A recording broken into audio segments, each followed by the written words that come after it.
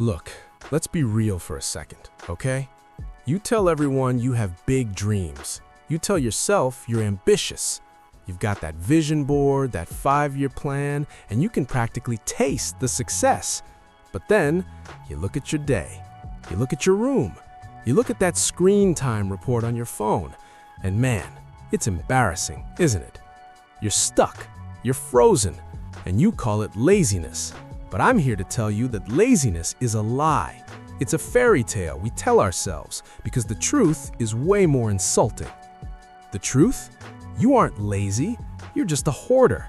Not just of stuff, but of garbage, digital noise, mental clutter, and potential. You're trying to build a skyscraper on top of a landfill, and you're wondering why the foundation keeps cracking. You think you need more motivation? No. You need to stop being a coward and start cutting things out.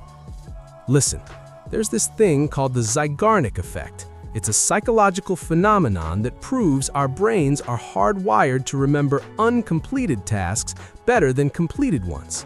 Every half-finished project, every unwashed dish, every I'll do it later task is a literal open tab in your brain's RAM. Think about your computer. What happens when you open 100 tabs? It lags, it overheats, it crashes. That is your life right now. You're not lazy, your system is just thermal throttling because you refuse to close the damn tabs.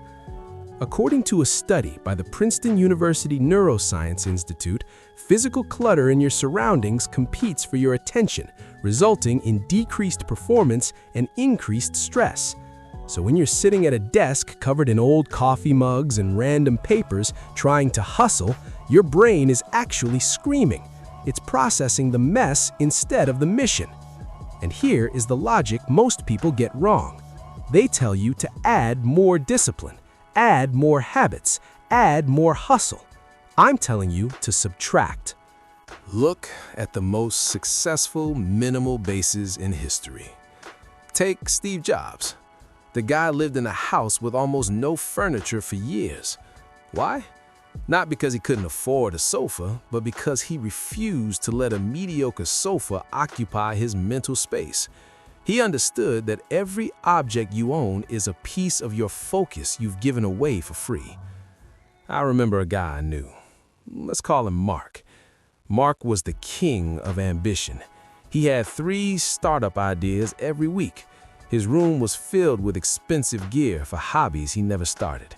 He had the best camera for a YouTube channel he never filmed, and the best sneakers for a gym he never visited. He felt rich in potential, but in reality, he was drowning. He was so surrounded by the possibility of success that he never felt the necessity of work. He was hiding behind his things. So, here is the salty truth you didn't ask for. Your ambition is just a fancy word for delusion, as long as your environment is a mess. You're not waiting for the right moment, you're just hiding in the noise because the silence of a clean room is terrifying. In the silence, there are no excuses. In the silence, it's just you and the work. And that scares the hell out of you, doesn't it? Let's talk about that thing in your hand. Yeah, your phone. You call it a tool. You say you're researching, networking, or looking for inspiration. But let's be honest, 90% of the time that glass rectangle is just a digital landfill where you bury your potential. Every time you feel the slightest bit of friction with your work, the moment a task gets hard, you reach for it. Click, scroll, swipe. You're not looking for information, you're looking for an escape from the discomfort of being a beginner. There's a concept in psychology called context switching. A study from the University of California, Irvine, found that it takes an average of 23 minutes and 15 seconds to get back to deep focus after a single interruption. Think about that. You check a quick notification for 30 seconds, and you've just sabotaged your brain for the next half hour. Do the math. If you check your phone 4 times an hour, you are literally never operating at full capacity. You're functioning on 20% of your brain power and wondering why you feel like a failure. It's not a lack of talent, it's a lack of presence. And here's the logic flip you won't like. The self-improvement content you're consuming, it's often just productivity porn. You watch a 20-minute video on the morning routine of billionaires and you feel like you've actually done something. Your brain releases a hit of dopamine, rewarding you for the idea of success, without you ever having to lift a finger. It's a simulation. You're playing at being ambitious, while your real life stays exactly the same. I had a client once, a brilliant designer. Let's call her Sarah. Sarah had over 5,000 saved posts on Instagram, tips on typography, color theory, business growth. She was the most informed person I knew, but her portfolio, it was empty. She was so terrified of making something imperfect that she stayed in a perpetual state of learning. Her digital clutter became her shield. As long as she was studying, she didn't have to face the risk of being judged for her own work. Does that sound familiar? We live in an age of information obesity. We consume and consume until we're too bloated to move. A minimal base isn't just a clean desk, it's a clean stream. It's the discipline to say, I have enough information, now I need execution. Most people think the opposite of distraction is focus. It's not. The opposite of distraction is intent. If you don't have a plan for your attention, someone else will sell it for a few cents an hour. You are literally trading your dreams for a couple of likes in a cat video. Is that really the exchange rate of your life? Stop saving things for later. Later is a graveyard where dreams go to rot. Let's get really uncomfortable for a second. Why are you so afraid of a quiet room? Have you noticed that the moment you walk into your house, you turn on the TV? Or the moment you start a chore, you blast a podcast? You can't even walk to the mailbox without headphones anymore. You think you're optimizing your time, but let's call it what it really is: noise addiction. You are terrified of the silence, because in the silence, there is no one left to lie to. When the room is empty, when the desk is clear, and the notifications are off, that's when the void stares back at you. And the void is a mirror. It shows you exactly who you are when you aren't busy. It shows you that the only thing standing between you and your goal isn't a lack of resources, it's just your own hesitation. Most people think minimalism is about peace and zen. Ugh, give me a break. For a high performer, minimalism is about pressure. It's about removing every single excuse until the only thing left in the room is you and the task. When there's nothing on your desk but a laptop, you can't tidy up to avoid writing. When there are no apps on your home screen, you can't check the news to avoid thinking. There's a reason Blaise Pascal, the famous mathematician, said, all of humanity's problems stem from man's inability to sit quietly in a room alone.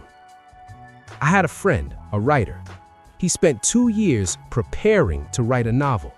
He bought the perfect ergonomic chair, the best mechanical keyboard, and a focus lamp. But every time he sat down, he'd find a reason to tweak the lighting or organize his inspiration folders. I told him, sell the chair, sit on a wooden stool in a white room with nothing but a pad of paper and a pen. He hated it. For the first 3 days, he just sat there, staring at the wall, feeling like he was losing his mind. He was bored. He was frustrated. He felt empty. But on the 4th day, the brain did something amazing. Because it had no other choice to escape the boredom, it started to create. He wrote more in that 1 week of emptiness than he had in 2 years of fullness. That is the logic of the void. When you strip away the clutter, you create a vacuum, and physics tells us that a vacuum wants to be filled. If you don't fill it with junk, your mind will eventually fill it with output. You're currently using stuff to buffer the impact of your own potential. You're padding your life so you don't have to feel the sharp edges of reality. But growth doesn't happen in the padding. It happens on the edges. Are you ready to stop being a manager of things and start being a creator of value? Because the next step isn't about buying a new planner. It's about a brutal, surgical removal of everything that makes you feel comfortable while you're failing. Snap! Wake up! Enough with the why, enough with the psychology. If you've listened this far and you still haven't moved, you're just proving my point. You're addicted to the feeling of progress instead of the reality of it. So, here is your surgery. No anesthesia, just the truth. First, perform an environment slash. Not a cleanup, a slash. Look at your desk right now. If it isn't essential for the task you're doing in the next 60 minutes, it doesn't belong there. Throw the trash away. Put the reminders in a drawer. Your brain is a processor, not a storage unit. When you surround yourself with things to do later, you're constantly leaking mental energy. There's a concept called the paradox of choice. The psychologist Barry Schwartz proved that the more options we have, the more paralyzed we become. By keeping options on your desk, you are literally choosing to be paralyzed. Clear the base. One task, one tool. That's it. Second, digital decapitation. Look, I'm gonna be mean for a second. Your social media is a casino where the house always wins and the currency is your life. If you're serious about the minimal base thing, you need to go gray. Turn your phone display to grayscale. Strip the color out of the icons. Kill the dopamine-engineered red notifications. Make your phone as boring as a brick. Why? Because your brain is a sucker for shiny things. When you remove the pretty colors, you break the spell. You'll find yourself looking at your screen and thinking, ugh, why am I even holding this? Good, that's the point. Third, the rule of one. Stop with the 10-step morning routines and the 5 goal daily lists. You can't even wash your own dishes on time, so why are you pretending you can conquer the world? Choose one thing, the hardest thing, the thing that makes you feel that pit in your stomach, and give it 60 minutes of the void. No music, no phone, just you and the resistance. Listen to me. Discipline is a muscle, and you've let yours atrophy. You need to lift the heavy weights first. I knew a guy who wanted to be a coder. He spent months planning. Finally, he deleted every game, every movie, and every chat app on his computer. He made his digital environment so boring that coding became the only fun thing left to do. He didn't have willpower. He just had a base that forced him to succeed. And finally, stop the guilt loop. You're gonna mess up. You're gonna have a day where you binge watch garbage and eat junk. Fine. But don't you dare lie in bed and cry about it. Guilt is just another form of self-indulgence. It's a way to feel moral about your failure without actually changing. Forgive yourself in 10 seconds, then get back to the base. Look, the version of you that succeeds isn't smarter than you. They just have a smaller world. They've narrowed their focus until it's a laser.